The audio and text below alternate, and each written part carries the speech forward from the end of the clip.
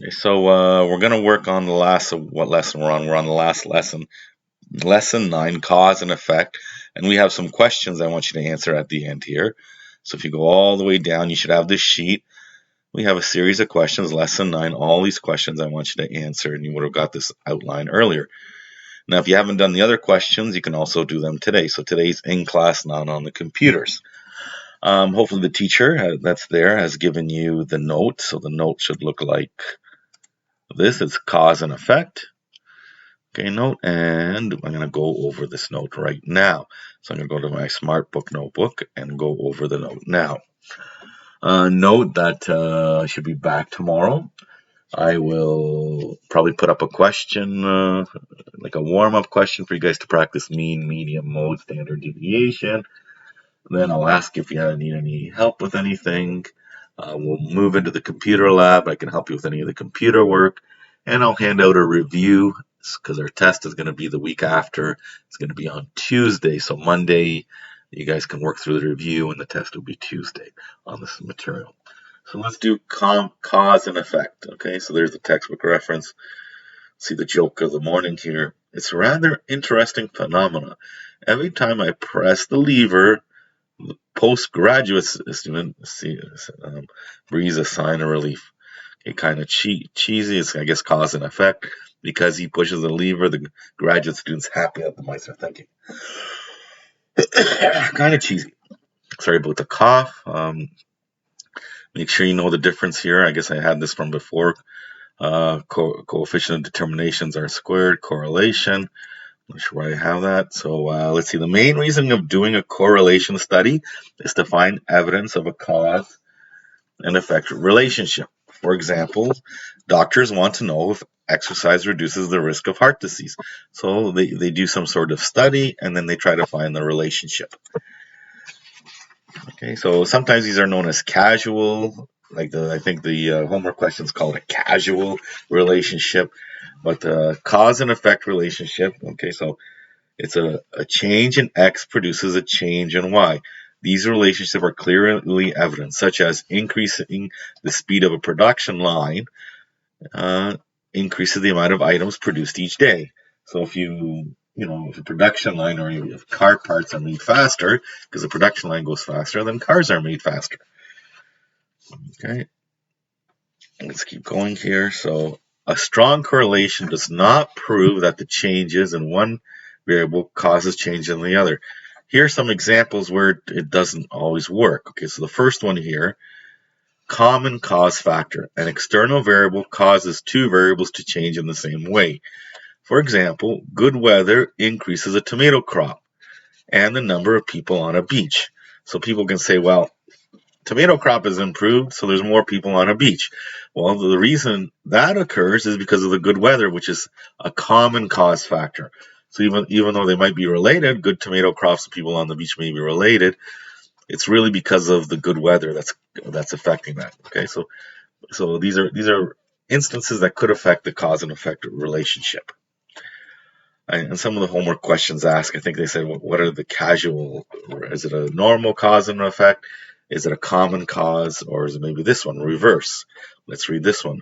Reverse cause and effect relationship. The dependent and independent variables are reversed in the process of establishing causality. I don't know why they use that word. Kind of hopefully I spelled it right. For example, suppose that there is a positive correlation, a linear correlation between the amount of coffee consumed and the anxiety level or level of anxiety. You may conclude that drinking coffee makes one nervous. Right, so you could conclude that, but instead, nervous people might be more likely to drink coffee. It might be the other way around. Okay, let's look at a different one here. Accidental relationship. A correlation exists without any causal relationship. For example, the number of females enrolled in undergraduate engineering programs and the number of reality shows on TV both increased for several years. And that's true, but there's no relationship between those two. They both increase. It's just a pure accident. Okay, and the next one here, presumed relationship. A correlation does not seem to be accidental, even though no cause and effect relationship or common cause factor is apparent. For example, suppose you found a correlation between people's level of fitness and number of adventure movies they watch. A physically fit person probably watches more adventure movies, but it would be difficult to prove since there's no common cause factor. Okay, so now we're going to classify them. So each of these is one of the ones above, so we're going to classify. Let's read and figure out which one it is. Classify the following types of relationships. The rate of chemical reaction increases with temperature. So is it cause and effect, common cause, reverse cause and effect, accidental, presumed? It's one of those. Well, this one is, you can write it in, cause and effect relationship. Okay, basically a chemical reaction increases with temperature. That's your cause and effect. Let's look at the next one. A leadership ability has a positive correlation with academic achievement. So which of those? I would have said the presumed relationship, just like it says here. So you assume that someone has leadership ability, probably has good marks. That's just presumed. It's a presumed relationship. We don't know for sure. Let's look at the next one. Prices of butter and motorcycles have a strong positive correlation over many years. That's right. The price of butter has increased, and so has the price of motorcycle increased. But there's this one here. There's something affecting those prices. It's called inflation. So there's a common cause factor here. So it's called inflation, the common cause factor affecting those. Okay, so it's not directly related. It's something else called inflation affecting it. Let's look at the next one here. Sales of cellular telephones had a strong negative correlation with ozone levels in the atmosphere over the last decade. I don't see much of a relationship here. I think it's pure accident. Yep, it's an accidental relationship. So I don't think but they do it in a study, and cellular telephones had a strong cells of them had a strong negative relation with ozone. That's ozone levels. I think that's a pure accident. Let's look at the last one here. Traffic congestion has a strong correlation with the number of urban expressways. Well, I think this could be cause and effect, but it could also be reversed. You can also say then if you have more urban expressways, then traffic congestion decreases, or it could be the opposite. So you can have either this could be a cause and effect relationship, or it can also be a reverse cause and effect relationship. Okay, let's look at something called extraneous variable. So, unless you need a second for the last one, maybe I'll leave it up. Just leave that up for a minute here. So you can put the last one could have been cause and effect, or it could have been a reverse cause and effect. You might need a minute for that. I will post this up on the site, on the Google Classroom. And finally, extraneous variables. Variables that affect a relationship. For example, usually there is a strong positive relationship between midterm mark and a final mark, but many factors affect a final mark, such as study time and maybe the exam schedule.